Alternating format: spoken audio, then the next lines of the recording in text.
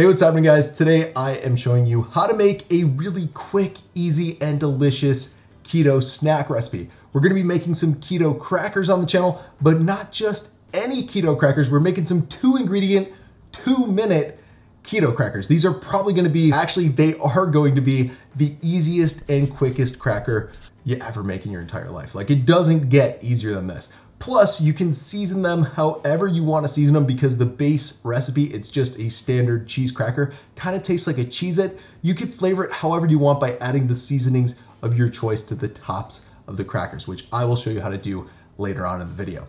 That said, let's get right into this one and I'll show you how to make some keto crackers. So the first thing we want to do is get out our food scale, and then we are going to add our food processor to it because that's what we're using to make today's keto crackers. Then we're going to get out some almond flour. And as a lot of you know, my personal favorite is the Kirkland's blanched almond flour. So that's what I'm using for my low carb crackers today. Anyways, we're going to add a ½ cup or 56 grams of that to our bowl.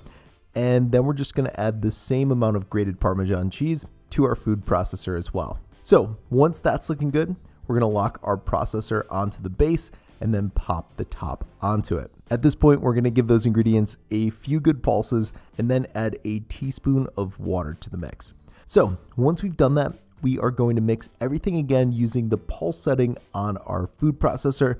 And then again, we are going to remove the top, scrape down the sides, add another teaspoon of water, and then pulse our ingredients together until small balls of cheese and almond flour dough form in our food processor like this. Once that happens, we're going to transfer the keto cracker dough from the food processor to a medium-sized bowl, and then we're going to use our hands to form a ball of dough out of those smaller sized pieces. Now at this point, we're going to set that bowl aside and set up some parchment paper on our work surface area.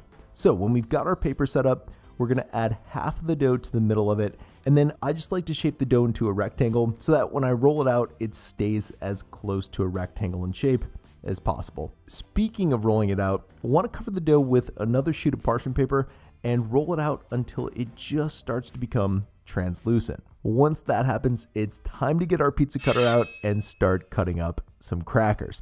Now, you should end up with around 50-ish crackers, and if you want to be super OCD about your keto crackers being uniform in shape, you can use a ruler to help cut out your keto crackers. However, I don't take my cracker making that seriously, so I just do it by hand. But you do you. Anyways, once we cut the dough vertically and horizontally to make our crackers, the last step is just using a toothpick to form a tiny hole in the center of each cracker. And we're definitely doing this because I'm pretty sure there's scientific proof that crackers with holes in them just taste better than crackers without holes in them. Anyways, when we've taken care of that, we want to use a pair of kitchen scissors and cut out all of the extra parchment paper from our keto crackers. And we're doing this because, as you're seeing here, we're going to add the crackers to a plate and then cook them in the microwave, which, by the way, microwave times for these crackers will vary depending on the power of your microwave.